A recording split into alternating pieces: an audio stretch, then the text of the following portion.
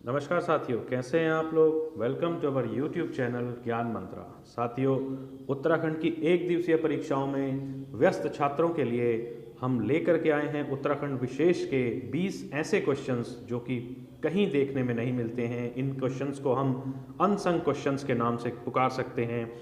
आज उन क्वेश्चंस का एनकाउंटर हम करते हैं और आप उन क्वेश्चंस को बड़े ही ध्यान से सॉल्व करने का प्रयास कीजिए। आज की सीरीज का पहला क्वेश्चन है, राजा सुदर्शन शाह द्वारा बसाई गई टिहरी का अन्य नाम क्या है। साथियों, टिहरी नगर की स्थापना राजा सुदर्शन शाह द्वारा 1816 में की गई थी और जब ये स्थापित की गई थी तो यहाँ पर कुछ मछुआरों द्वारा अपने कुछ घर बनाए गए थे, तो वहाँ पर ही उन्होंने इस स्थान को चुना और टिहरी को बसाया और इस टिहरी को सर्वप्रथम टिपरी के नाम से जाना जाता है और पुराणों में भी प्राचीन काल में भी इसे त्रिहरि और गणेश प्रयाग के नाम से जाना जाता है। अगला क्वेश्चन है, हीवेट संस्कृत पाठशाला की स्थापना किसके द्वारा की गई थी। साथियों, हीवेट संस्कृत पाठशाला की स्थापना राजा कीर्ति शाह द्वारा टिहरी में की गई थी।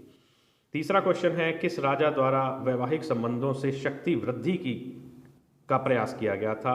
इस प्रश्न का उत्तर है प्रताप शाह। प्रताप शाह द्वारा अनेक छोटे छोटे राज्यों से वैवाहिक संबंध स्थापित किए गए थे और अपनी शक्ति का विस्तार किया गया था।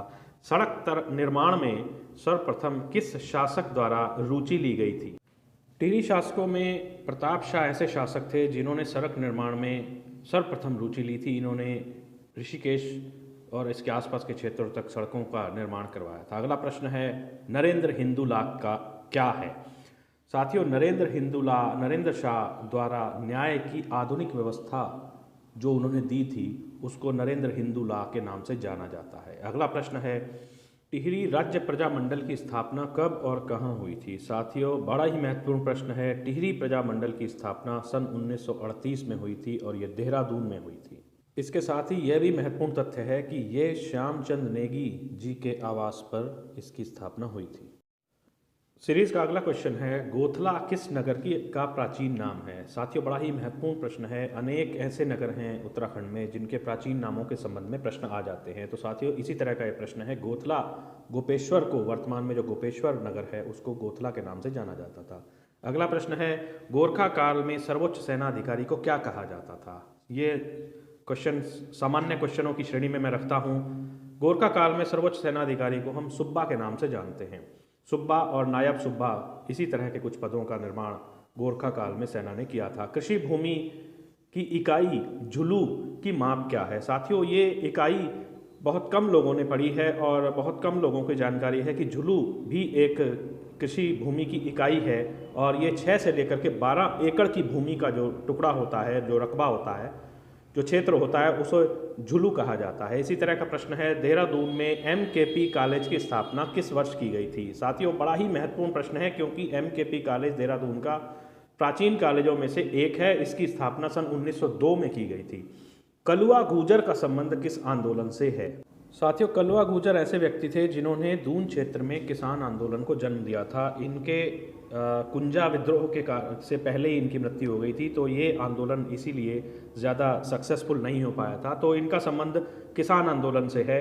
अगला प्रश्न आता है, गुरु राम राय ने किन ग्रामों के साथ देहरादून की स्थापना की थी। साथियों, हम ये जानते हैं कि 1699 में गुरु राम राय ने देहरादून नगर की स्थापना की थी और ये नगर की स्थापना 3 ग्रामों खुड़बुड़ा, राजपुर और चमारसी के साथ इन्होंने देहरादून की स्थापना की थी। 13वां प्रश्न आता है, दुगड्डा में ऐतिहासिक राजनीतिक सम्मेलन का आयोजन किस वर्ष किया गया था। साथियों, अत्यंत महत्वपूर्ण प्रश्न है। सन 1929 में जब लाहौर अधिवेशन हुआ उसके बाद प्रताप सिंह नेगी की अध्यक्षता में दुगड्डा में राजनीतिक सम्मेलन का आयोजन किया गया था। ये सन 1930 में हुआ था।